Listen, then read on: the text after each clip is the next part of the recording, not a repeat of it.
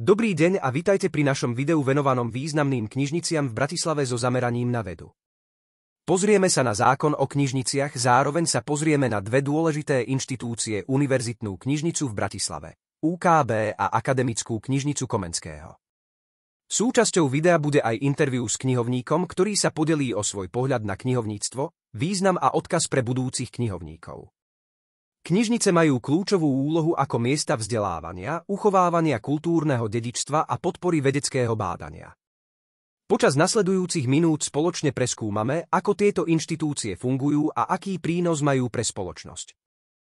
Zákon číslo 126 z roku 2015 zbierky zákona o knižniciach definuje knižnicu ako kultúrnu, informačnú a vzdelávaciu inštitúciu, ktorá doplňa, odborne eviduje, spracováva, uchováva, ochraňuje, využíva a sprístupňuje svoj knižničný fond, poskytuje knižnično-informačné služby, napomáha uspokojovať kultúrne, informačné, vedecko-výskumné a vzdelávacie potreby používateľov a podporuje ich celoživotné vzdelávanie, informačnú gramotnosť, tvorivý osobný rozvoj a jazykovú rozmanitosť. Podľa zákona existuje na Slovensku niekoľko typov knižnic. Národná knižnica reprezentovaná Slovenskou národnou knižnicou. Vedecké a akademické knižnice podporujú výskum a vzdelávanie. Verejné knižnice slúžia širokej verejnosti. Školské a špeciálne knižnice zamerané na špecifické potreby určitých skupín. Knižnice sú dôležitými aktérmi v oblasti digitalizácie kultúrneho dedičstva, podpory vzdelávania a celoživotného učenia. Univerzitná knižnica v Bratislave, UKB. História a poslanie. Univerzitná knižnica v Bratislave je najstaršia a najväčšia vedecká knižnica na Slovensku. Bola založená v roku 1919 a odvtedy slúži ako centrum vzdelávania, výskumu a kultúry. UKB má dôležitú funkciu nielen ako poskytovateľ informačných zdrojov, ale aj ako koordinačné centrum pre slovenské knižnice. Bašagičova zbierka. Jedným z najvýznamnejších pokladov UKB je Bašagičova zbierka orientálnych tlačí a rukopisov. Túto zbierku získala knižnica v roku 1924 za 50 000 slovenských korún. Obsahuje unikátne historické diela z oblasti vedy, kultúry a umenia. Význam Bašagičovej zbierky výrazne vzrástol po požiari Národnej knižnice v Sarajeve v auguste 1992, keď boli zničené mnohé písomné pamiatky islamskej knižnej kultúry. Táto zbierka dnes patrí k národným kultúrnym pokladom. Funkcie a činnosti. Univerzitná knižnica ponúka široké spektrum služieb. Prístup k slovenským aj zahraničným zdrojom. Digitalizácia vzácnych dokumentov a uchovávanie kultúrneho dedičstva. Koordinácia knižničnej siete na Slovensku. UKB je taktiež miestom pre vzdelávacie podujatia, odborné semináre a kultúrne akcie. Digitalizačné projekty, ako napríklad Kultúria, pomáhajú sprístupniť historické materiály v elektronickej podobe. Medzinárodná spolupráca a projekty.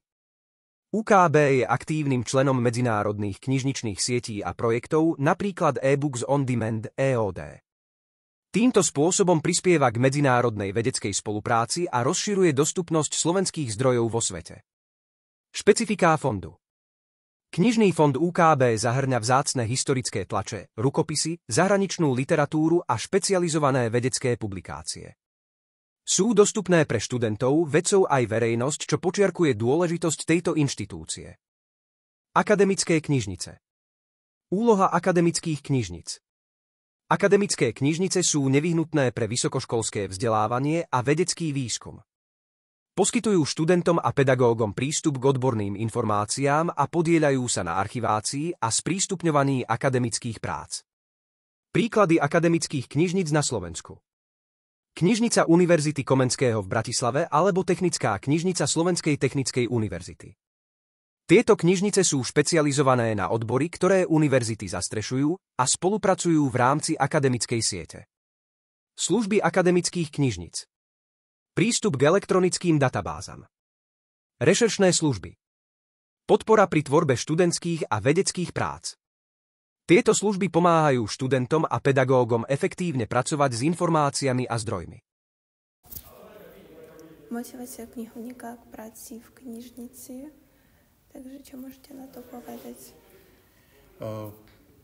Motivácia pre mňa, motivácia práce v knižnici je vlastne sprostredkovávať informácie, lebo knižnice už v súčasnosti už nie sú len o knihách, ale hlavne o externých zdrojoch, o rôznych informáciách, kde človek môže ku knihe prísť, dajme tomu, napríklad, že niekto nemôže dostať u nás knižku, tak poskytneme informácie, ktorá iná knižnica to má.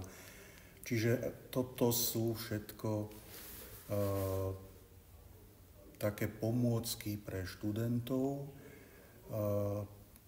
aby oni sami mohli tiež rásť, čo sa týka ich informácií, ich vzdelávania. Čiže pomáham takýmto spôsobom rásť druhému človeku.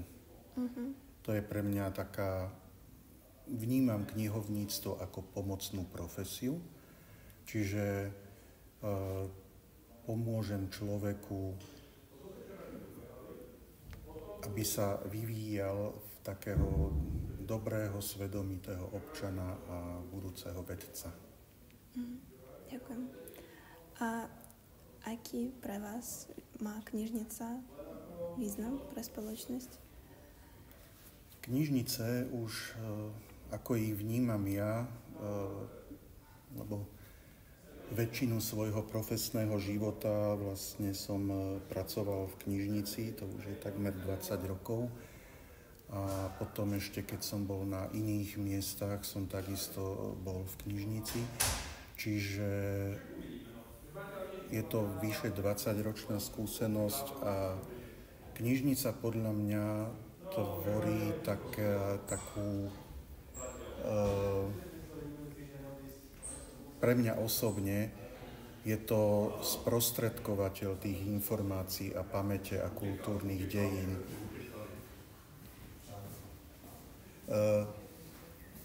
Takže či už to boli tie pôvodné knižnice alexandrijské alebo rôzne ďalšie knižnice, ktoré poznáme v histórii, tak aj v súčasnosti knižnice vlastne sprostredkúvajú to bohatstvo, ktoré civilizácia ako celok nás hromaždila. Tak podľa mňa toto je také základné posolstvo alebo základný význam knižnic pre spoločnosť, aby sme mali tú pamäť. Ďakujem. A na záver môžete niečo povedať pre budúcich knihovníkov? Pre budúcich knihovníkov, aby sa nebáli aj po vyštudovaní zamestnať sa v knižnici, lebo je to práca, ktorá je veľmi kreatívna, tvorivá, ktorá vyžaduje naozaj neustále vzdelávanie sa, neustálu prácu na sebe. Pamätám si ešte knižnicu z 90. rokov 20. storočia, keď som tu začínal, keď boli ešte staré lístkové katalógy. Proste ten vývoj ide obrovsky dopredu. Čiže aj ten, kto príde do knižnice pracovať, ten človek má tú istotu, že bude na sebe permanentne pracovať za tie roky, lebo tie jednotlivé technológie sa míľovými krokmi zväčšujú. Teraz máme nové zariadenie, farebná tlač, skéner. Kedysi neboli takéto veci, že až farebné. Kedysi boli oveľa iné tie technológie. Dôraz bol na tie lístkové katalógy a takéto veci. A dnes všetko je cez počítač. Elektronické informačné zdroje. Čiže ten, kto v budúcnosti nastúpi do práce knihovníka, má istotu, že sa určite nebude nudiť a že neprepadne do nejakej rutiny. Takže by som chcel povzbudiť všetkých, ktorí študujú knižničnú a informačnú vedu, aby sa tomu potom aj v budúcnosti venovali a budú mať naozaj veľmi tvorivé a veľmi pekné zamestnanie. Služby knižnic v kontexte Univerzitnej knižnice v Bratislave a Akademickej knižnice. UKB aj akademické knižnice sa aktívne podieľajú na modernizácii knižničných služieb. Spájajú prístup k fyzickým fondom s elektronickými zdrojmi a podporujú otvorený prístup k vedeckým poznatkom. Ich činnosť zahŕňa aj organizáciu kultúrnych a vzdelávacích podujatí. Univerzitná knižnica v Bratislave a akademické knižnice predstavujú kľúčové piliere vzdelávania a vedeckého pokroku na Slovensku. Svojimi službami podporujú študentov, vedcov aj verejnosť a pomáhajú uchovávať naše kultúrne dedičstvo. Ďakujeme za pozornosť.